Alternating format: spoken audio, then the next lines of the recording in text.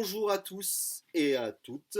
Vous êtes dans Un Moment de Fan à la librairie aux Merveilles et la première chose qu'on peut faire, c'est vous souhaiter la bonne année tout simplement. Une très bonne année 2024. Et voilà, on est Plein de encore vœux. dedans, on a encore le droit légalement de souhaiter la bonne année C'est ça. en plein mois de janvier, ça passe. Ma foi, classique, hein, santé, bonheur et on l'espère un certain nombre de découvertes au niveau de l'imaginaire littéraire. On est là pour ça personnellement, on continue en 2024. Donc la bonne année, Fred, hein, ma foi. Merci, camarade Voilà, voilà. Eh ben, ma foi, on enchaîne direct, hein. Alors, dans une ambiance, alors pas forcément festive, mais imaginaire, ça c'est certain. Clément. Les L'occasion, fêtes sont passées, donc les fêtes sont passées, ouais. On peut reprendre on peut la vie enchaîner. normale, les régimes, les résolutions, tout ça. Voilà, il fait Euh, froid, gris. ah bah là pour le coup ça y est l'hiver est là c'est bon il est arrivé on est sûr surtout à Grenoble hein, les gens s'inquiètent dès qu'il tombe 2 centimètres de neige comme d'habitude mais voilà. On va commencer par vous présenter un univers carrément, puisqu'on peut parler d'un univers, ce qui me permet de saluer quelqu'un que j'apprécie beaucoup d'un point de vue non seulement humain, personnel, mais également littéraire, qui n'est autre que Christophe Siebert. Donc salut Christophe, on se côtoie depuis quelques années sur le plan surtout pro, puis perso par la suite, puisqu'on s'est rencontrés aux Imaginales où j'étais modérateur il y a quelques années, et j'ai découvert un petit peu son univers. Alors Christophe Siebert, c'est quelqu'un qui est prolifique, qui n'a pas commencé avant-hier, tout simplement parce que il a fait partie du milieu underground de l'imaginaire français. Il a eu et a encore un certain nombre de casquettes, notamment performeur. Il donne des sessions publiques des lectures de ses textes, il les met en scène. Il est également directeur de collection aux Nouveaux Interdits à la Musardine, hein, qui est une maison d'édition de textes érotiques. Il est également poète, hein, donc il a publié plusieurs recueils, notamment Poésie portable, Découper l'univers. Il est également donc romancier, plusieurs romans, hein, Nuit noire, Porcherie, Trilogie de la crasse, Paranoïa. Bon, alors déjà ça donne la couleur, j'ai envie de dire. Noir. Voilà, noir, et pas forcément la nuit, mais de manière générale. Et puis, il y a eu, alors je vais dire un tournant dans sa carrière. Je ne sais pas si c'est un tournant, en tout cas, c'est une forme de reconnaissance effective, tout simplement parce qu'il a eu le prix SAD 2019 pour Métaphysique de la viande. Et le prix SAD récompense un type de texte particulier, c'est-à-dire là, on est dans un domaine qui est pour lecteurs avertis, très clairement. Métaphysique de la viande l'indique, donc c'est un recueil de textes qui comporte justement notamment Nuit noire. Euh, Parce que effectivement, ça a le mérite d'être décapant, vraiment d'être à l'acide. C'est vraiment une écriture sans aucune concession, c'est même carrément violent.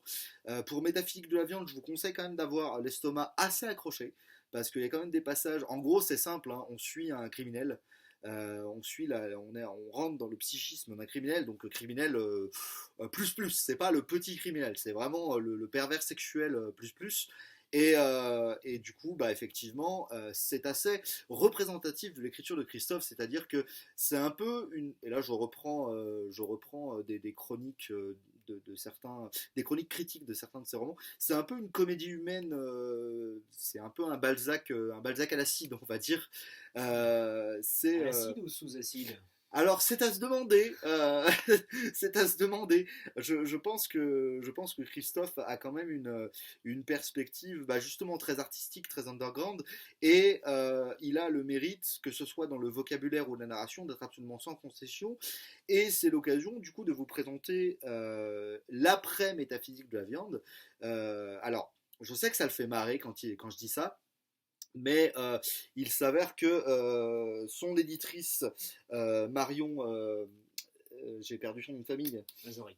Mazoric, merci Fred, et toutes mes excuses Marion. Donc son éditrice au Diable Vauvert a fait la préface du dernier qui est paru chez Mu, donc qui est Volna, celui-ci. Et elle n'est pas loin de penser la même chose que moi, d'écrire la même chose que moi, c'est-à-dire qu'il existe un Sieberverse, donc c'est ça qui fait marrer Christophe à chaque fois que je le dis ou je l'écris, mais j'en suis persuadé, il existe bel et bien un cyberverse, ou tout au moins une ville-monde, ça c'est évident. Cette ville-monde, quelle est-elle? Eh ben, c'est Merdvargorod qui signifie ville du cadavre. Voilà, ça a le mérite d'être clair.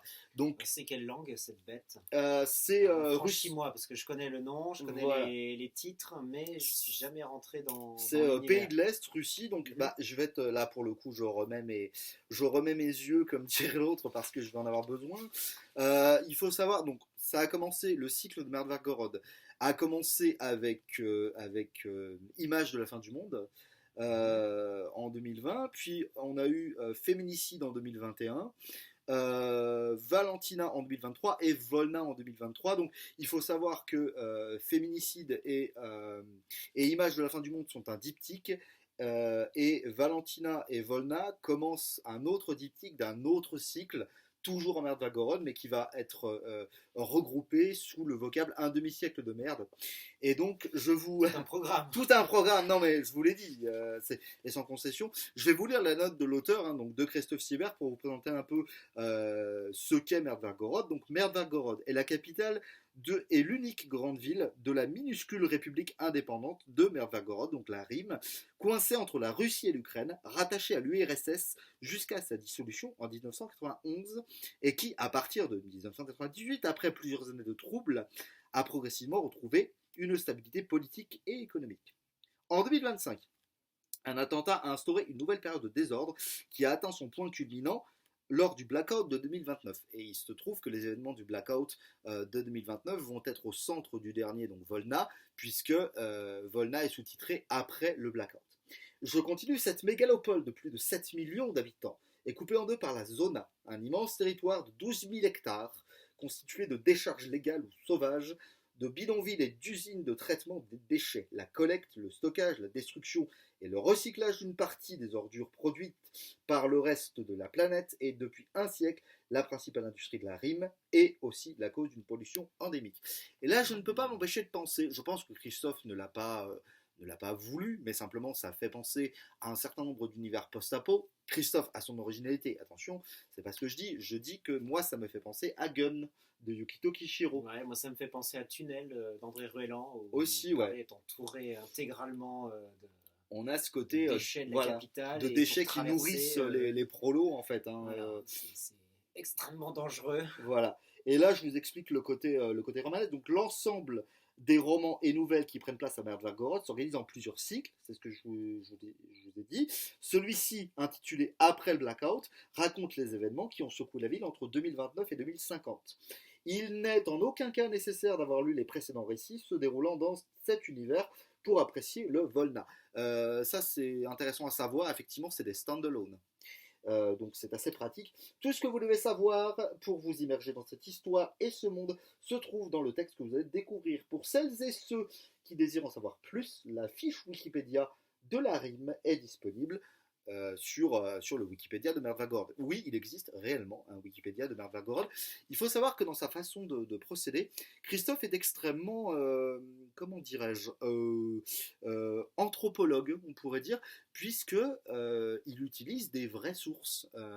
Alors, ce qu'il raconte est fictif, pardon, Merdvargorod est fictif, mais par contre, les événements politiques, sociaux qu'il raconte sont très souvent inspirés de faits réels qu'il va recombiner, qu'il va reconstruire pour intégrer dans son univers. Donc, il s'inspire de magazines, de fanzines, de faits divers un peu fous. Il y a un côté, on pourrait dire, engagé, puisque féminicide reprend tout simplement un vrai féminicide de Santa Cruz. Donc féminicide qui a eu lieu au début des années 90, c'est qui n'a jamais vraiment été élucidé. Donc voilà, des meurtres en série de jeunes femmes. Et en gros, il s'en sert d'un féminicide pour présenter ce phénomène social donc, qui va frapper Merdvargorod. Donc je pense que vous l'avez compris sans trop de problèmes, hein, vu l'ambiance. C'est quelque chose qui est c'est très poisseux, c'est très crasseux. Il y a vraiment un côté post-apo industriel, on pourrait même dire cyberpunk à Est-ce qu'il y a une certains ambiance de égards. polar aussi? Parce que ce que tu Oui, décris, voilà, il y a oui, des oui, meurtres. Est-ce qu'il y a des complètement, enquêtes où on se fiche complètement. Bah, complètement ah non, qui a non. tué Alors justement, tu fais bien de le mentionner. Il y a un côté roman noir, polar assez assumé chez Christophe, puisque effectivement, les principaux narrateurs, tout au moins de féminicides et d'images de la fin du monde, se trouvaient être des journalistes. Donc il y a vraiment un côté d'enquête. il y a une enquête? Il y a vraiment un côté de faire surgir la vérité. Pas par des policiers. Alors, pas par des policiers. Généralement, Ok. les flics sont relativement absents, ou du moins, ils sont relativement corrompus. Voilà, on nous décrit un système politique qui est complètement crasseux jusqu'à la moelle. Hein. C'est vraiment C'est post-Union soviétique. Ouais, ouais, ouais, ça baisse, ça tue et ça fait des trafics en tout genre. Et Volna ne fait pas exception, hein, puisque Volna, il y a toute une dimension artistique et dénonciatrice avec une série de tags qui vont pulluler dans la ville justement après ce fameux blackout qui a paralysé Merdvergorod, les communications, internet. Bref, ça a changé la face de la ville et la façon de communiquer dans la ville. Ça a remis une espèce de dictature post-soviétique en place. Et en fait, voilà, il y a l'idée de faire émerger la vérité. Donc vous voyez, comme j'aime l'appeler, le panti-singe qui est là, qui a un rôle déterminant, puisqu'en fait, il se trouve qu'il possède en lui, c'est un singe cyborg, il possède en lui, sur lui, une carte SIM qui est une véritable bombe à retardement au niveau politique et que toutes les factions de mercenaires vont chercher à récupérer précisément. Donc, On est bien dans du cyberpunk. ouais, et puis surtout dans Volna, il y a une dimension thriller que j'ai beaucoup appréciée. Par exemple, également dans le roman d'avant, Valentina, par exemple, se centre énormément sur la jeunesse. Donc là, on est plutôt au début des années 2000. On est plutôt au début, années 2000, début du siècle en fait, début du millénaire. Et on va suivre un groupe de jeunes gens qui va être un peu secoué par le meurtre sauvage d'un travesti, donc Valentina. Et en fait, il y a une dimension, il y a beaucoup, beaucoup de choses qui se rapportent à la musique justement underground, punk, metal, industriel metal. Et en fait, il s'avère que Christophe Siebert nous donne accès à une réelle playlist. C'est-à-dire que si vous voulez écouter une espèce de trame musicale des groupes qui ont rythmé le roman, vous pouvez le faire. Et ça, c'est l'une des grandes qualités, me semble-t-il, enfin, que j'apprécie moi chez Christophe Siebert, c'est qu'il n'oblige son lecteur ou sa lectrice à rien du tout.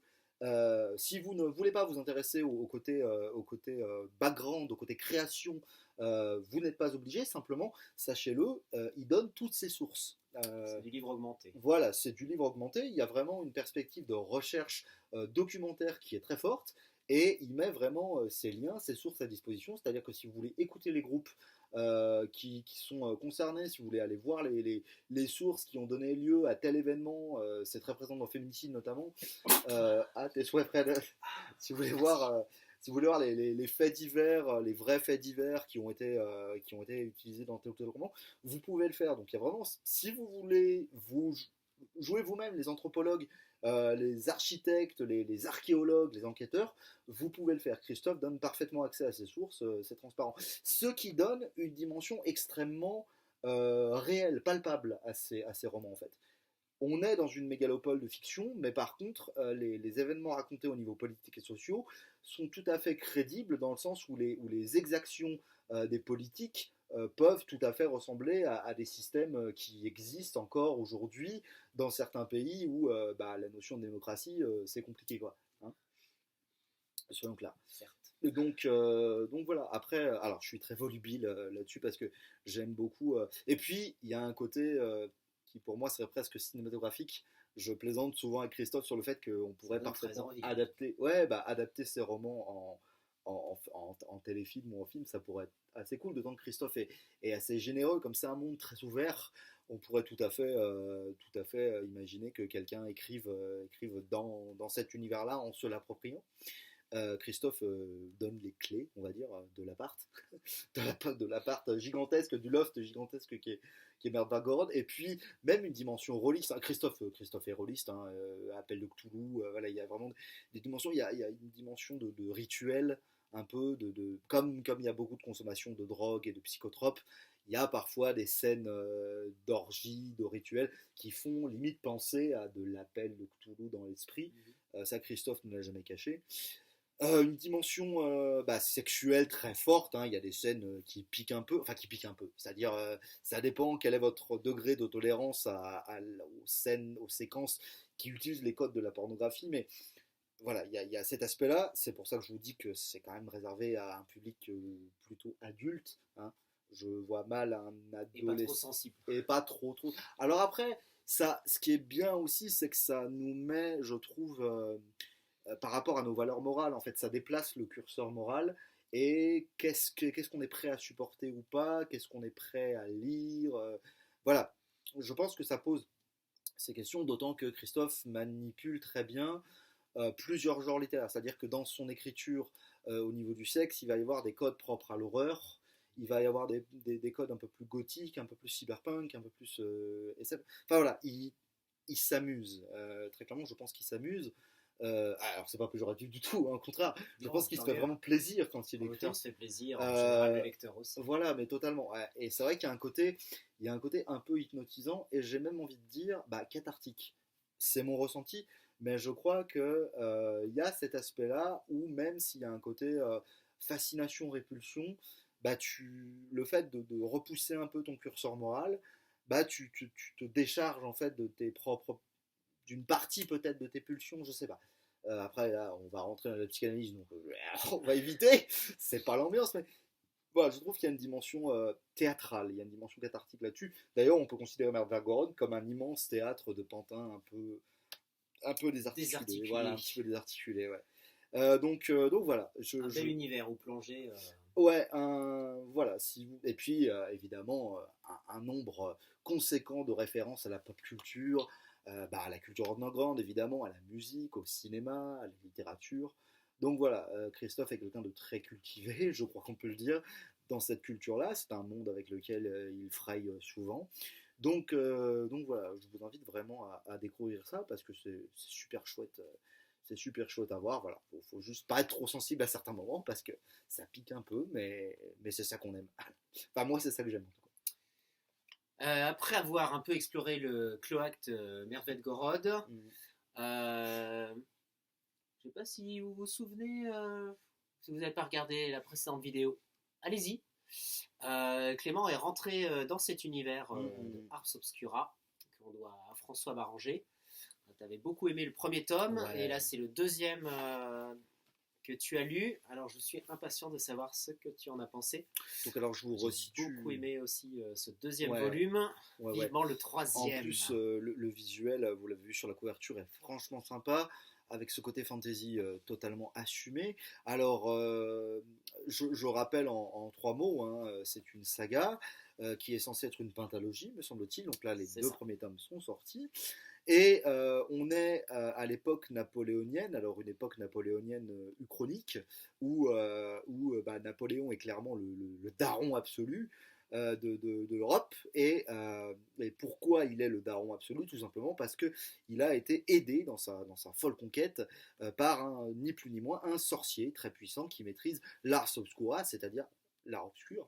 Donc on va suivre toute une galerie de personnages qui vont osciller entre la science et la magie, entre le fantastique et l'historique, avec une situation politique très bien décrite, hein, avec on a les ennemis de l'Europe, on a les complots, notamment de la Russie, hein, et de l'Angleterre. De la Russie et de l'Angleterre, exactement. Et donc on est vraiment dans ce contexte-là, donc je vous renvoie pour le premier tome à la vidéo précédente.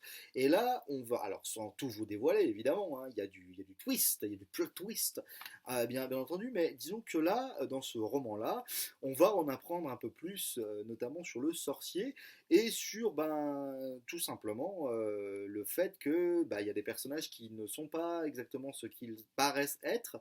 Et puis là, pour le coup, il y a beaucoup de choses qui vont concerner le voyage temporel et des créatures qui sont strictement surnaturelles pour le coup. Et on peut reconnaître, entre autres qualités à François Barranger, cette capacité à maîtriser le thème du voyage dans le temps, Dieu sait que c'est un thème très connu de l'imaginaire, et Dieu sait que si on en fait un peu trop, bah, c'est parfois un peu compliqué à mettre en place et à suivre. Il se trouve que François Barranger s'en sort sans aucun problème, d'autant qu'il utilise la même technique que pour le roman précédent, c'est-à-dire que l'histoire va se découper, alors déjà en différentes parties, des parties qui se suivent, et surtout des parties qui vont se découper avec les différents personnages. Il y a beaucoup de personnages, mais on est rarement perdu puisque on sait clairement avec qui on est, puisque le chapitre est introduit tout simplement par le nom du personnage qui est concerné. Donc, On sait toujours où on en est. on sait toujours où on en est, ouais. L'histoire évolue, l'ambiance évolue aussi. Il y a et une pourtant, dimension de complot contre Napoléon dans ce volume. Ah oui, bah complètement. On en est même au stade, où le sorcier et les Gastes commencent à saouler un peu le pouvoir en place, parce que en gros l'idée c'est de la crainte, la crainte souvent des généraux de Napoléon, c'est de dire à cause du sorcier il s'est ramolli, et il y a des gens qui pensent que sans le sorcier il n'est rien, et en fait on va essayer de travailler ça, de dire bah en fait le sorcier c'est juste un faire-valoir de Napoléon, et la vraie puissance c'est Napoléon qui la possède. Donc au niveau politique c'est vachement intéressant. On va en apprendre plus notamment sur Ludwig, qui est un des personnages principaux de l'histoire, hein, qui était déjà très sollicité dans le premier tome. Voilà, j'ai dit qu'on en apprenait, j'ai pas dit ce qu'on apprenait, hein. J'ai dit qu'on en apprenait. Belle évolution. Belle évolution, ouais. Ouais. Et alors sans trop vous dévoiler, disons qu'on a une dimension fantasy qui est beaucoup plus. Disons qu'on pouvait dans le premier tome voir une dimension historique fantastique. Là, elle est toujours là, et je dirais que François Barranger a rajouté une couche de fantasy par-dessus, de féerique par-dessus. Et du coup, pas mal de scènes d'action. Oui, mais complètement. Il y a vraiment un côté suspense. Ça tabasse. Ah ouais, ah bah oui, ça charcle même. À certains moments. Ça charcle, hein. Il y a des morts. Voilà. Il y a des morts, pas de manière délicate en plus. Non, vraiment, c'est une sacrée fresque. C'est vraiment une fresque littéraire historique. Je vous l'avais dit, avec une dimension rôlistique. Alors oui, j'ai tendance à voir du jeu de rôle de partout. Excusez-moi. C'est la faute. Moi, je vois de l'histoire. C'est la faute au dé. C'est le dé. Ce qui m'a bien plu dans ce volume-là, c'est qu'on suit ça tourne autour d'une date clé du règne de Napoléon. Voilà, faut lire le livre pour comprendre. C'est extrêmement important. L'histoire va tourner autour de cette date. Ça donne même envie, je trouve, à terme, de s'intéresser de plus près au règne de Napoléon. Ouais. Alors au-delà envie de comparer. Alors au-delà peut-être du film de Ridley Scott que j'ai toujours pas vu, donc je ne porterai pas le moindre jugement là-dessus.